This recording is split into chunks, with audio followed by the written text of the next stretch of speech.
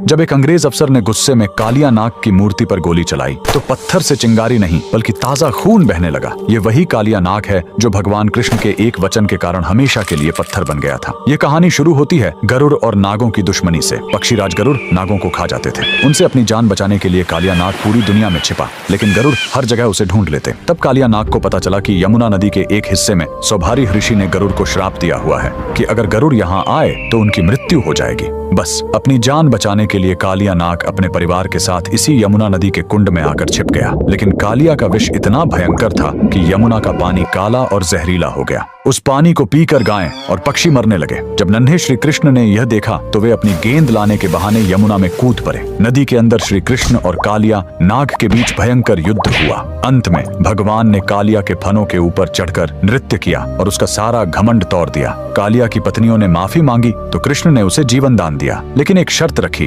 तुम्हें अभी इसी वक्त यमुना छोड़कर वापस समुद्र में जाना होगा। जाते समय भगवान ने उसे एक चेतावनी दी, जाते समय पीछे मुड़कर मत देखना, वरना जहाँ देखोगे वहीं पत्थर के हो जाओगे। कालिया नाग अपने परिवार के साथ निकल पड़ा, लेकिन जैसे ही वह ब्रज की सीमा पर स्थित जैत गांव के पास पहुंचा, उसके मन में एक बार फिर वृंदावन को देखने का मोह जाग उठा। उसने सोचा एक आखिरी बार देख लूं, और जैसे ही उसने पीछे मुड़कर देखा, श्री कृष्ण के वचन अनुसार वह तुरंत वहीं पत्थर की मूर्ति में बदल गया। कहा जाता है कि उसकी पूंछ आज भी जैत गांव के जमीन के नीचे से लेकर वृंदावन तक फैली हुई है। सदियों बाद जब भारत में अंग्रेजों का राज्य आया तो उन्हें इस कहानी पर विश्वास नहीं हुआ। सच्चाई जानने के लिए एक अंग्रेज अफसर ने मूर्ति के आसपास खुदाई शुरू करवाई, लेकिन खुदाई का कोई अंत ही नहीं मिल रहा था। झल्लाहट और गुस्से में आकर उस अफसर ने अपनी बंदूक निकाली और कालिया नाग की पत्थर की मूर्ति पर गोली चला दी। तभी पत्थर के उस घाव से खून की धारा फूट पड़ी। ये चमत्कार देखकर अंग्रेजों की रूह कांप गई और वे वहां से दुम दबाकर भाग खड़े हुए। आज भी जैत गांव में वह मूर्ति मौजूद है। कमेंट्स में जय श्री कृष्णा जरूर लिखें।